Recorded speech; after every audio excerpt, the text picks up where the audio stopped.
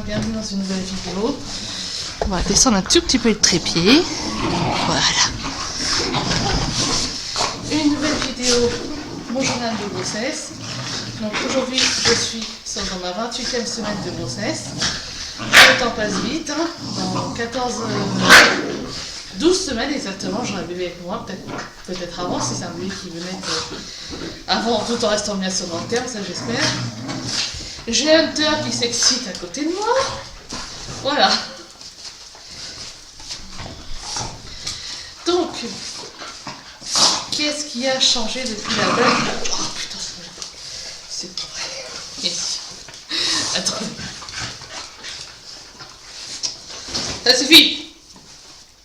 Et voilà, non. Qu'est-ce qui a changé depuis la dernière fois? Donc depuis ma 27e semaine, la semaine dernière, au niveau de ma grossesse. J'ai le droit à la série de grossesse. Donc c'est-à-dire que j'ai pas mal dans le dos. Enfin un peu mal dans le dos, mais c'est pas le dos qui me gêne. Moi c'est au niveau de ma cuisse gauche. Où j'ai, quand je suis debout, pas quand je suis assise ou allongée, où j'ai une sensation d'engourdissement et même un peu de douleur au niveau du muscle qui est côté gauche. Donc j'ai été voir un ostéopathe ce matin. Pour lui, il m'a travaillé ça, il m'a débloqué ce qui était à débloquer. Ouais, la douceur de mon chien. Ouais. Ouais, il va tourner la vidéo avec moi que ça va être content. C'est ça, tu veux tourner avec moi? D'accord. Donc la caméra est là, d'accord?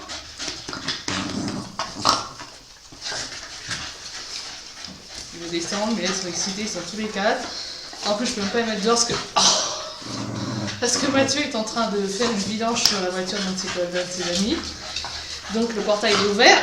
Et donc le problème, t'arrêtes, en cage. Allez. C'est bon, vous êtes excités. Allez, nous. Voilà. Je les ai mis un peu dans leur cage d'éducation, ça va les calmer un petit peu. Il me restait 5 minutes, puis après je les ferai sortir. Et donc Juliette peut mettre dehors parce que le portail est ouvert, que Mathieu fait une vidange sur la voiture d'un de ses amis. Et donc si on les met dehors, ils vont aller sur la route. Même si on est en zone pavillonnaire, à mon avis, il n'y aura pas... À mon avis, ça peut aller très vite pour qu'une voiture ne les écrase, malheureusement. Donc je vais te parler de ma sciatique de grossesse, donc il m'a débloqué ça. Moi il m'a donné un exercice à faire au moins une fois par jour. C'est un exercice d'étirement, donc c'est s'allonger sur le dos, relever un peu les fesses si on a besoin avec un coussin. Et s'étirer surtout. Voilà. Mais ça il m'a dit, c'est typique de la grossesse d'avoir ce genre de sciatique. Et pour lui en fait c'est que... Alors on savait déjà que la dernière fois c'est que le bébé est situé à gauche. Il s'est mis complètement à gauche dans mon utérus, donc ce qui fait qu'il doit écraser un nerf ou un muscle. Et il me dit que lui, de toute façon, quand il tentait de me faire bouger, il sentait qu'il y avait plus de résistance sur mon côté gauche que sur le côté droit. Et que le côté droit, lui, il palliait un petit peu, mais il sentait qu'il y avait une certaine résistance. Et pour lui, bébé est toujours situé à gauche. Il ou elle ne sait toujours pas changer de position ou retourner. Voilà. Sinon, toujours des difficultés à équilibrer mon diabète gestationnel, parce que moi je suis une personne qui est gourmande. J'aime la bonne nourriture, j'aime manger, j'aime les trucs sucrés et tout. Et je peux vous dire que surtout en plus en période de fête, c'est très compliqué d'équilibrer son diabète. Je rapproche un petit peu, je peux vous dire c'est très compliqué d'équilibrer, en tout cas pour moi. Donc je me prive un petit peu, je fais un minimum attention. Mais c'est pas facile. Sinon, à part ça, au niveau poids, la dernière fois que je me suis pesée, c'est quand j'ai vu le médecin. C'était au début du mois de décembre. J'avais perdu 3 kilos. Pour le médecin, c'est pas inquiétant parce que je suis pas une personne qui est mince de nature, donc bébé puise dans mes réserves. Et pour elle, c'est dû au régime diabétique. Alors pour moi, en plus de diabétique, je ne fais pas forcément attention à tout ça. Moi, je mange des fruits, des légumes, enfin pas tout ce qui me fait envie, mais tout ce que je mange en temps normal, en fait, tout simplement. Ensuite, je sais pas... Niveau taille de vêtements, moi je suis restée à peu près pareil. Bon, c'est sûr, je prends des vêtements un peu plus larges au niveau de la taille parce que sinon mon bidon il passe pas. Sinon j'ai la chance, j'ai pas pris de poitrine parce que moi j'ai déjà une poitrine d'une taille normale, on va dire. Et c'était juste, pas ma hantise, mais c'était ce que je voulais pas, c'est prendre une poitrine mastac et devoir changer tous mes soutifs pour la grossesse. Parce qu'en plus les soutifs de grossesse, ils sont pas donnés. Hein. Donc voilà, sinon je commence à préparer, enfin j'ai déjà commencé mais je continue à préparer l'arrivée de bébé en rangeant, nettoyant des vêtements que j'ai achetés, ceux qu'on m'a donnés, en préparant la chambre, en essayant de positiver malgré mes petits soucis relationnels, familiaux, un peu amoureux aussi que j'ai évoqués dans une vidéo, mon journal entre guillemets classique. Et j'essaie de faire en sorte de ne pas trop y penser parce que je sais que bébé ressent tout ce que je peux ressentir. Et là en plus depuis quelques jours je le sens plus bouger qu'avant. Donc parce que je pense aussi parce qu'il a pris du poids, qu'il se positionne peut-être autrement. Parce que au début on me disait oui tu ne le sens pas beaucoup bouger parce qu'il faisait que 600 grammes au début du mois de décembre. Et là bon, on est presque fin décembre parce que dans 4 jours, 5 jours c'est Noël, est-ce qu'on est le 20 c'est ça? Donc il a dû grossir et puis peut-être qu'aussi en bougeant il touche peut-être plus les muscles de l'utérus ou je sais pas. Et puis bon, en tout cas je sais que je le sens plus. Je le sens surtout quand je suis fatiguée et le soir quand je suis posée. Donc voilà, je suis contente de plus le sentir parce qu'au début ça m'inquiétait quand même de ne pas le sentir bouger quand j'entendais des mamans dire sur Facebook ou autour de moi, oui moi je l'ai senti à 18 semaines et c'est ça, j'ai dit mais moi je suis déjà à 26 semaines, je ne le sentais pas.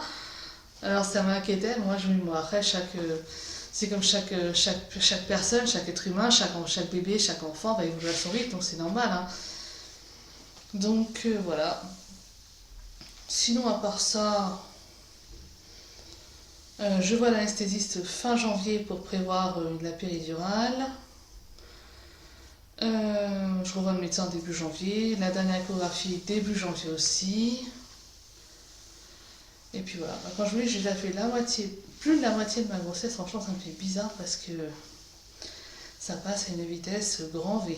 Mais grand V, je vois les jours et les semaines passer, mais j'ai l'impression de les voir défiler très vite en fait. Après j'essaie de profiter de ma grossesse un maximum, hein, de positiver, de ne pas penser à des choses négatives. Donc j'essaie d'en profiter un maximum.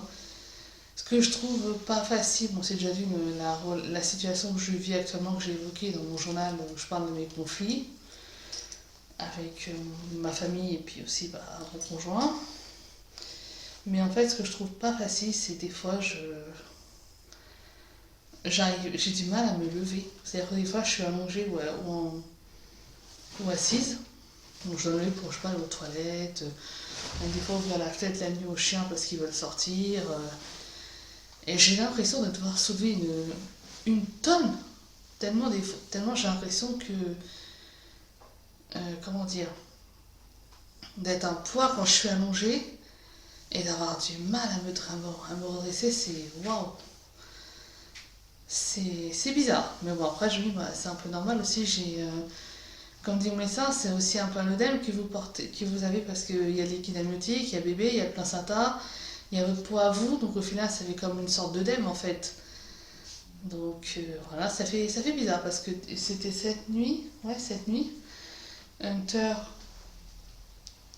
m'a réveillée vers 2h du matin. Hunter, ce que j'avais sur les joues tout à l'heure qui me sautait dessus. Et il voulait faire ses besoins tout simplement. Hein. Donc il me réveille. Je préfère qu'il me réveille plutôt que reste pipi dans la maison. Et j'ai eu du mal à me lever. C'est un truc de dingue. J'ai eu du mal.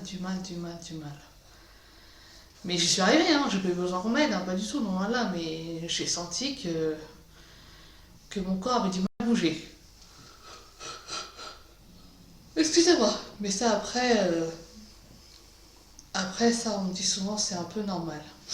Et aussi, ce qui me gêne, c'est la position pour dormir. Parce que moi, je suis pas une personne qui dort sur le dos, je suis une personne qui dort sur le ventre. Donc je dors un peu sur les côtés, mais moi sur les côtés ça va quelques minutes, pas tout le temps.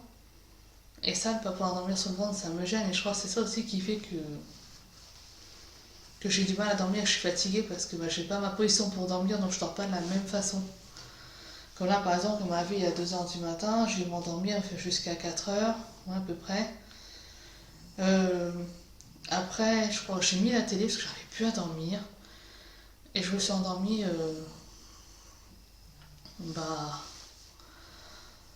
un peu après 5h parce que Mathieu se lève à 5h du matin. Je me suis réveillée parce que j'ai entendu son réveil. Et quand je me suis réveillée une autre fois, c'est bon, il partait vers 6h. J'avais la télé qui était allumée parce que moi j'ai mis la télé pour essayer de m'endormir. La télé était éteinte.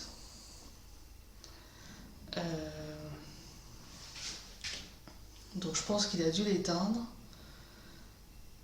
Et après je me suis endormie jusqu'à ce que mon réveil sonne. Donc jusqu'à à peu près 9h du matin, mais c'est à 9h que j'ai bien sonné parce que j'avais mon rendez-vous chez l'ostéo à 11h30 ce matin. Et donc c'est un truc de dingue comment ça m'a... Comment en fait de ne pas pouvoir se mettre dans la position qu'on a l'habitude. En tout cas moi ça me... Comment dire, ça me perturbe mon sommeil parce que c'est pas les positions que j'ai l'habitude à prendre en fait. Donc voilà, bon c'est pas grave, hein, c'est qu'un temps, voilà, dans 3 mois maximum, je redormirai dans une position qui me convient. Voilà, j'ai le coup de passe, là c'est dur là.